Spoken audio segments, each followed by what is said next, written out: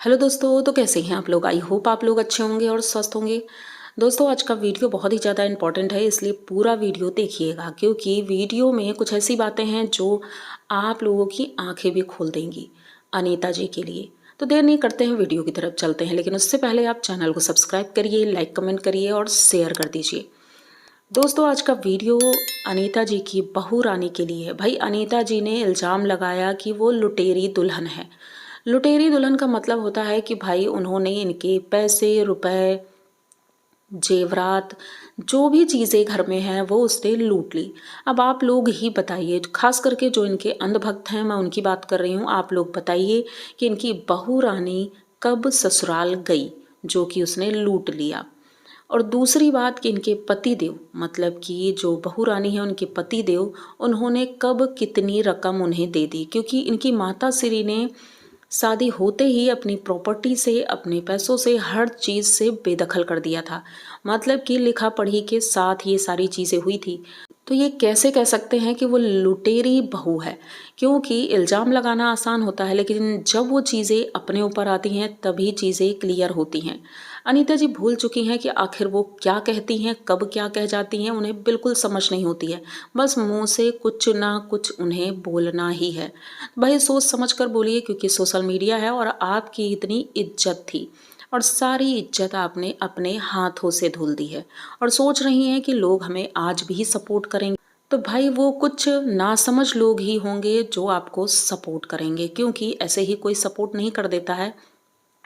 जिन्होंने आपकी लाइव नहीं देखी होगी तो वो शायद सुनी सुनाई बातों को नहीं समझ पाएंगे। अब एक कमेंट मेरे वीडियो में आया है कि भाई, अगर आपके पास वो लाइव का स्क्रीन रिकॉर्डिंग है या कोई भी रिकॉर्डिंग है तो आप अपलोड कर दीजिए। तो भाई बहन जी, मैं आपसे इतना ही कहना चाहूँगी कि कोई भी रिकॉर्डिंग मैं अपलोड नहीं कर सकती हूँ, क्योंकि जब इस इंसान ने अपने परिवार को नहीं छोड़ा तो भाई मेरा चैनल तो अभी छोटा है, तो मैं ऐसी कोई भी चीज़ें नहीं करूँगी और ना ही करना चाहती हूँ, क्योंकि भले ही मैं रिकॉर्डिंग ऑन कर देती हूँ लेकिन आप लोगों को सब कुछ पता है। ऐसा नहीं है कि पता नहीं है, पता सब कुछ है। और दूसरी बात कि मतलब मैं ये कहूँगी कि इन्होंने इल्ज़ाम लगाया कि भाई वो झूलती हुई आती थी। झूलती हुई आती थी तो इनके बेटे ने इनके लिए भी कहा है कि भाई ये भी पीती थी। मतलब दोनों सास बहुएं पीती थी, ये बात क्लियर हो गई है। तो जब आप भी वही काम करती हैं तो बहू के ऊपर इल्ज़ाम कैसे लगा सकती हैं। वो लड़की स्ट्रांगली खड़ी हुई है, कोई कमज़ोर नहीं है, अबला नारी नहीं है, लेकिन फिर भी ये चाहती हैं कि उसे कितना ही गिरा दें। मतलब कि कहते हैं ना, आदमियों के पास एक ही हथियार होता है कि उसकी इज्जत। बस उसकी इज्जत पर दांव खेला गया है। लेकिन मैं बस इतना ही कहूँगी रवीना से कि रवीना, तुम स्ट्रांग हो, फैमिली तुम्हारे साथ है और हम सब तुम्हारे साथ हैं। तो ऐसा कुछ भी नहीं होने पाएगा, खास करके सोशल मीडिया पे। अब जैसे कि एक कमेंट आया था, उन्होंने कहा कि भाई पहले तो लोग रवीना का सपोर्ट कर रहे थे लेकिन अब रवीना को लोग हेट कर रहे हैं। मुझे ऐसा कुछ भी दिखाई नहीं पड़ा, क्योंकि कुछ लोग हैं जो ऐसा कर रहे हैं, लेकिन जब से ललित का वीडियो आया है, लाइव आई थी, तब से कोई भी रवीना को हेट नहीं कर रहा है, क्योंकि वो जैसे भी हो, वो ललित को पता था, शुरू से ही पता था।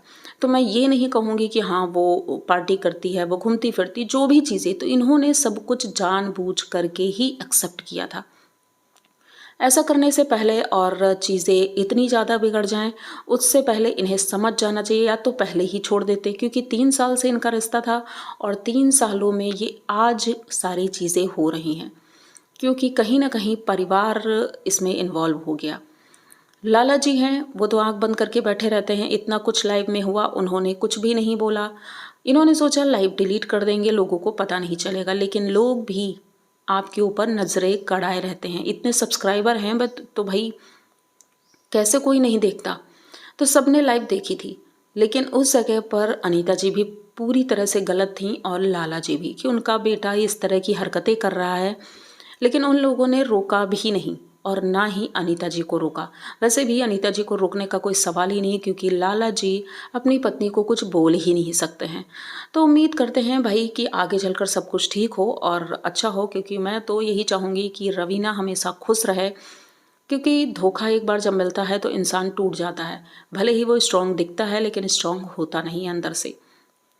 तो बस उम्मीद करते हैं आप लोगों को मेरा छोटा सा ये वीडियो अच्छा लगेगा। कि मैं ज़्यादा बड़ा वीडियो आप लोगों के लिए नहीं बना पा रही हूँ तो प्लीज़ माफ़ कर दीजिएगा, और जल्द ही मैं आप लोगों के सामने फिर से आऊँगी। आई होप आप लोग सपोर्ट करेंगे। तो यहाँ तक वीडियो देख लिया है तो प्लीज़ चैनल को सब्सक्राइब करिए, लाइक कमेंट करिए और शेयर कर दीजिए।